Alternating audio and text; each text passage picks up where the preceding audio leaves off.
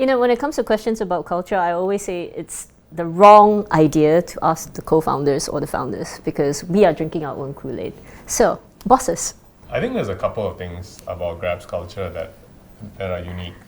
The first is there is a sense of mission and service here that I think is ingrained throughout the company. I don't know if you all remember around 2020 when there was the lockdowns and drivers couldn't make money, people weren't allowed to travel around. Grabbers actually were willing to contribute to a pool to give to drivers. They saw it very much as kind of part of an extended family of the company and the need to take care of them. I think the other thing that is in Grab's culture, I think there's a sense that we are here to help each other, to develop each other, to show each other better ways of doing things, but also recognizing we're also in a place to learn. First 2-3 years, teams were oftentimes always in the same room. We grew to like 20, 30 people, same tiny office. Managing culture then was actually a non-issue. When it started to become a problem was when we were going through our hypergrowth phase, where we were like doubling our headcount every year.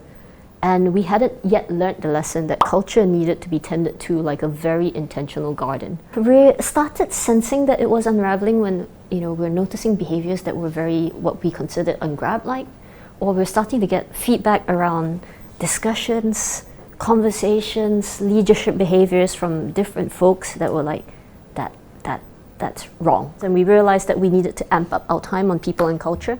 And Chinyan and team did a great job of proactively bringing topics to us to make sure that this was starting to become front and center of our weekly and daily interactions. Then it cascades into many other decisions and problem-solving conversations, whether it's how do we change our performance calibration cycle, how do we change our interview process, how do we keep certain bits, evolve certain bits. One thing that has really been helpful at driving this culture is what we call immersion. So like going on the ground, talking to drivers, talking to merchants, and learning like how their life is, like living a day in their shoes and seeing like what they do. That is like for me one of the strongest instruments and one of the most joyful parts of being at Grab. We have seen this at like restaurants where Grabbers would like sit in the restaurant and time when like the drivers arrive and making sure that our data science models are better, which predict like when the food is ready, that they talk with the merchants, what are important factors to consider. Our definition of what's right for Grab's culture as well has evolved with time. What is Grab's culture? That's actually kickstarted this whole thing called the development of the Grab way, the 4 H's. I hope we never lose sight of it, and I look forward to these 2 bosses to help be co-culture bearers because I know they are amazing at it, so thank you.